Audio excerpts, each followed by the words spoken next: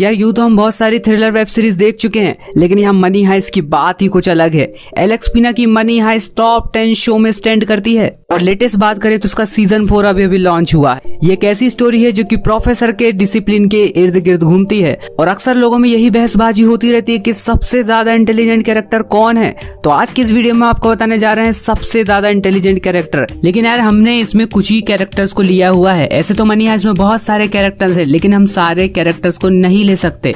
बाकी royal mint से लगाकर बैंक ऑफ स्पेन तक मैंने सारे कैरेक्टर्स को कवर कर लिया। 1 से लेकर 10 तक हम आपको सारे स्मार्टेस्ट कैरेक्टर बताने जा रहे हैं मनी हाइस्ट में। तो अपने अपने ईयरफोन लगा लो और तैयार हो जाओ धांसू वीडियो के लिए। लेकिन हाँ, इस चैनल पे अगर नए हो और उस कार्टून जैसे इंसान को पहली बार देख रहे हो या इस चैनल के दर्शन आपको पहली बार हो रहे हैं, तो प्लीज जाके चैनल को सब्सक्राइब करो, क्योंकि हम ऐसे वीडियो लाते रहते हैं। बाकी अगर वीडियो पसंद आए तो वीडियो को लाइक किए होना तो बिल्कुल भी मत जाना। So without delay let's start.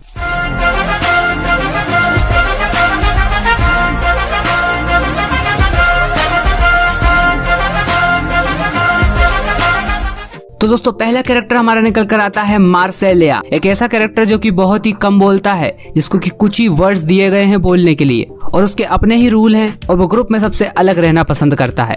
उसे स्क्रीन पर बहुत कम टाइम दिया गया, लेकिन जितना भी टाइम दिया गया स्क्रीन पे बहुत ही ज्यादा इफेक्टिव रहा है। मतलब जब से हमने मार्सेलिया को स्क्रीन पर देखा है, उसने एक भी मिस्टेक नहीं की, हमेशा टाइम पर आया है। उसने कार क्रैश वाले प्लॉट को भी बहुत अच्छे तरीके से निभाया था। साथ ही में कार क्रैश हो जाने के बाद उसमें एविडेंस भी बहुत ही इंटेलिजेंट तरीके से रखा गया और ये सब किया गया मार्सेलिया द्वारा। जहाँ तक कि जब जरूरत पड़ती है तभी मार्सेलिया स्क्रीन पर बोलता हुआ दिखता है। और अगर आप मेरे नजरिए से देखें तो जरूरत पड़ने पर ही बोलने वाली एबिलिटी बहुत काम की है। रियल लाइफ में भी हमको यही कॉन्सेप्ट अपनाना चाहिए, जब हमारी जरूरत हो तभी ही बोलना चाहिए। टोक्यो की तरह बिना काम बिगाड़ने नहीं पहुंचना चाहिए। भाई अब हर वीडियो में टोक्यो को क्यों टारगेट करते हो? माफ करना, मैं उससे मैं इधर उधर निकल जाता हूँ। जब भी टीम में कोई अपना कंट्रोल खो देता था, अपने आपा खो देता था, एक दूसरे से लड़ने लगते थे, लेकिन मार्सेलिया वहां पर ठंडे दिमाग से एक साइड में बैठा रहता था। अगर मार्सेलिया से उस समय कोई कुछ बोलता तो ही वो उसका जवाब देता था। और सबसे यूनिक अगर कोई चीज मार्सेलिया को बनाती है तो वो उसका जॉन विक वाला कैरेक्टर। जी हाँ, जॉन विक भी कुत्ते को प्यार करता था और मार्सेलिया भी अपने कुत्ते को प्यार करता। याद है ना वो मिलिट्री वाला सीन? अगर याद है तो कमेंट बॉक्स में लिखो। तो अगला कैरेक्टर हमारा निकल कर आता है मॉस्को। मॉस्को अपने काम से काम रखने वाला इंसान था, लेकिन टोक्यो की एंट्री के दौरान वो अपनी जान दे देता है। जी हाँ, रॉयल मिंट में बेल बुद्धि तरीके से टोक्यो जब एंट्री लेती है तो उस समय हमारा एक हीरो और डाउन हो जाता है, जिसका नाम है मॉस्को। मॉस्को मास्टर इंजीनियर था पूरी टीम का। मॉस्को मशीन को ऑपरेट करना जानता था, इंडस्ट्रियल इक्विपमेंट को ऑपरेट करना जानता था, जहाँ तक कि टनल को खोदने का काम भी मॉस्को को ही दिया गया था, क्योंकि उसमें वो एबिलिटी थी और वो सारी चीजों को बहुत ही करीब से जानता था। साथ ही टीम के लिए वो डबल मेहनत करता था ताकि टीम टाइम पर एस्केप हो पाए। साथ ही जैसा कि हमने कहानी में देखा कि वो एक बहुत ही बुरा हस्बैंड था और एक बहुत अच्छा फादर डेनवर के लिए। यकीन मानिए, कोई इंसान अगर दिल को छूकर गया है इस सीरीज में तो वो मॉस्को ही है। वो कभी भी अपने आप को इफेक्ट होने से, कभी भी किसी भी इमोशन से नहीं डरा। जहाँ तक कि मॉस्को ने कभी किसी को नुकसान नहीं पहुंचाया, उसने उल्टा अपनी जान दांव पर लगा दी टोक्यो को बचाने के चक्कर में। और हाँ, सीजन 3, सीजन 4 और आने वाले सीजन 5 में हम मॉस्को को सबसे ज्यादा मिस करने वाले हैं। आप करेंगे या नहीं मुझे कमेंट बॉक्स में जरूर बताइए। तो अगला कैरेक्टर हमारा निकल कर आता है रियो। यार अगर रियो नहीं होता तो ये ऑपरेशन कभी सक्सेसफुल हो ही नहीं सकता था। आखिरकार वो एक इंफॉर्मेशन टेक्नोलॉजी गाय था और रिस्पॉन्सिबल था प्रोफेसर का कंप्यूटर बनाने के लिए। उसी ने पूरे कंप्यूटर को प्रोग्राम किया था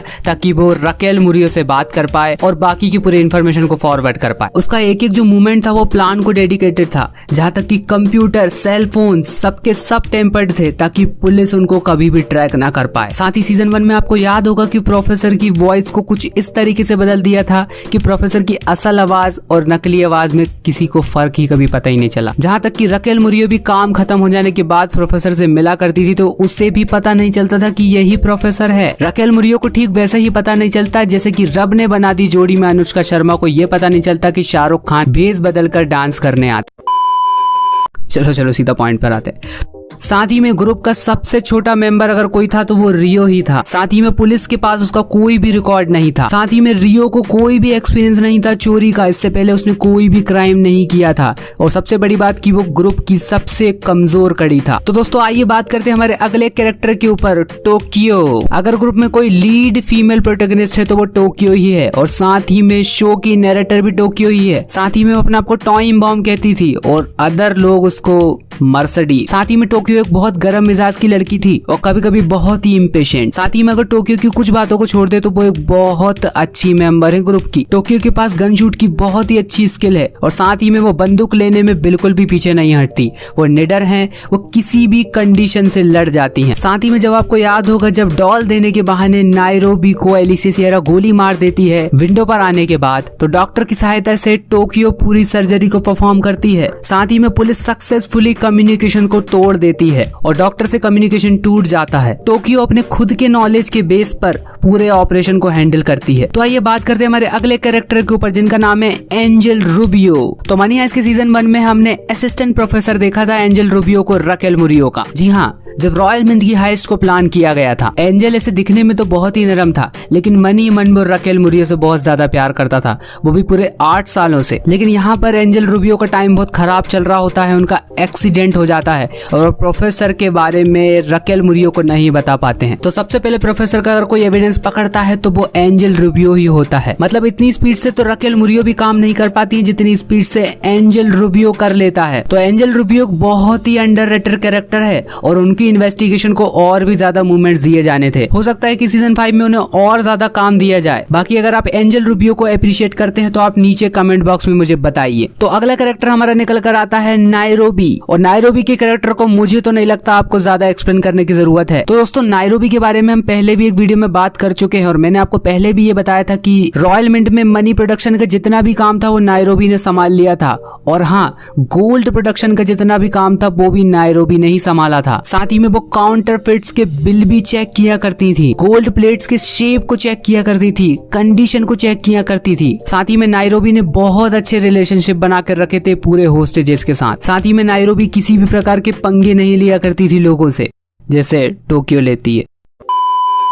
साथ ही में बर्लिन का दिमाग जब खराब हो जाता है तो वो उसे जोर से सिर पर मारती है, उसे बेहोश कर देती है और प्रोफेसर को बोल देती है कि अब चार्ज मेरे हाथों में है। और मेरे हिसाब से तो नायरोबी बहुत ही अहम कड़ी थी इस ग्रुप की। अब ना जाने कैसे काम चलेगा सीजन 5 में उनके बिना। अब खैर ये तो वक्त ही बताने वाला है। बाकी आप कमेंट में मुझे बताइए कि आप नायरोबी के कितने बड़े फैन हैं। तो अगली कैरेक्टर हमारे निकल कर आते हैं रकेल मुरियो। रॉयल मिंट की हाइस्ट के दौरान इंस्पेक्टर मुरियो को पूरा चार्ज मिला हुआ था और उन्होंने बहुत सारी मुसीबतों का सामना किया हुआ था। साथ ही अभी उनका तलाक भी हुआ था अपने एब्यूसिव एक्स हस्बैंड से। और तो और प्रोफेसर से पंगा लेने के बाद उनके और भी बुरे दिन चालू हो चुके थे। उन्होंने सब में ये चीज फैला दी थी कि एलिसन पार्कर को ही सिर्फ बचाया जाएगा, बाकी किसी को भी नहीं बचाया जाएगा। इन सबसे रकेल मुरियो की जो छवि थी वो और भी बेकार हो चुकी थी। साथ ही में उनका रिलेशनशिप भी चल रहा था जो कि ऑन एंड ऑफ रिलेशनशिप था, वो भी एंजल के साथ। और दोस्तों जैसा कि मैंने आपको पहले भी बता चुका हूँ कि एंजल पुलिस तक नहीं पहुंच पाया था, कहने का मतलब उसका एक्सीडेंट हो चुका था। रकेल मुरियो भी वहां तक नहीं पहुंच पाई थी क्योंकि वो कोमा में पहुंच चुका था। साथ ही में बस एक बाल के टुकड़े से, मतलब एक हेयर के पीस से ही प्रोफेसर को पकड़ लिया जाता है रकेल मुरियो द्वारा, क्योंकि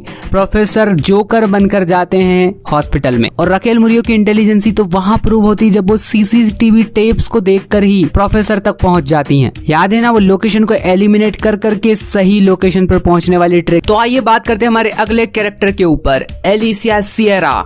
एलिसिया सियरा को बहुत से रीजंस के कारण हेट किया जा सकता है। एलिसिया सियरा का कोई भी काम बहुत क्विक था। साथ ही में एलिसिया सियरा को हम चालाक भी कह सकते हैं। साथ ही अगर आपको याद हो तो एलिसिया सियरा बातों में हेर फेर करने में भी बहुत माहिर थी। लगभग प्रोफेसर के लेवल का ही नेगोशिएशन किया करती थी। अगर प्रोफेसर 10 आउट ऑफ 10 है तो एलिसिया सियरा भी 8.8 है। अक्सर लोग अपने डिपार्टमेंट में अपने सीनियर से डरा करते हैं, लेकिन एलिसिया सियरा डिपार्टमेंट में किसी से भी नहीं डरा करती थी, इवन उसके बॉस से भी नहीं। अक्सर वो मीठा कैंडीज वगैरह बहुत ज्यादा खाया करती थी क्योंकि वो प्रेग्नेंट थी, और ये चीज उनको और भी ज्यादा खतरनाक बनाती है क्योंकि बाहर से उनको देखकर आप ये जज नहीं कर सकते वो एक्चुअली कैसी हैं, क्योंकि उनके दिमाग में तो ईवल ही चल रहा है। लेकिन अगर इन बातों से हटके उन्हें देखा जाए तो ये बात मत भूलिए कि वो बहुत ज्यादा स्मार्ट है। लेकिन उनकी सारी बातों को इग्नोर भी कर दिया जाए तो हम ये कतई इग्नोर नहीं कर सकते कि वो बहुत ही ज्यादा इंटेलिजेंट औरत है। तो आइए बात करते हैं हमारे अगले कैरेक्टर के ऊपर जो कि मनी हाइस्ट का सबसे फेवरेट कैरेक्टर है, जी हाँ, बर्लिन रॉयल मिंट की हाइस्ट में सेकंड इंचार्ज थे और प्रोफेसर के सगे भाई।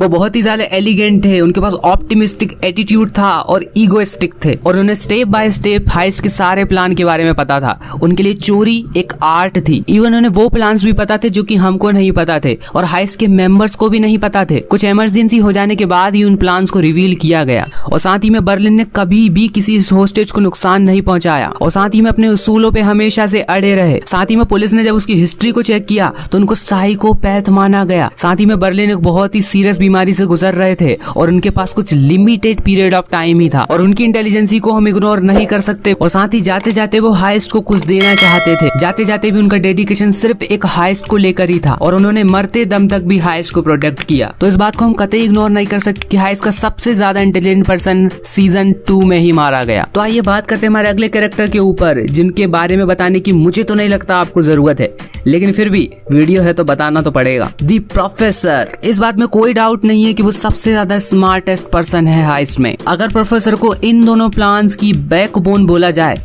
तो शायद गलत नहीं होगा। प्रोफेसर के पास जरूरत से ज्यादा स्किल थी। साथ ही में एलिसा सियरा और प्रोफेसर का जब भी कंपटीशन हुआ करता था तो सबसे पहले आगे प्रोफेसर ही रहा करते थे।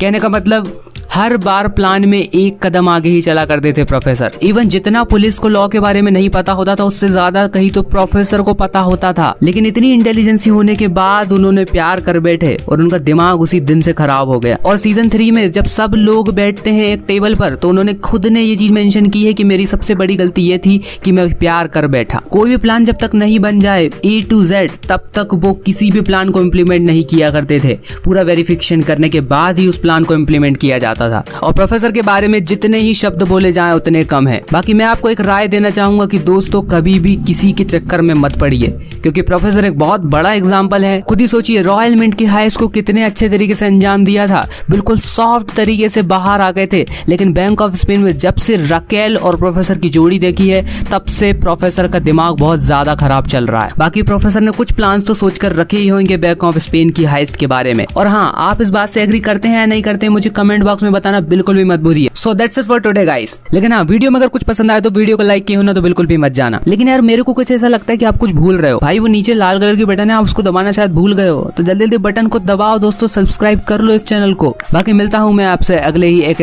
वीडियो में, तब तक के लिए बाय।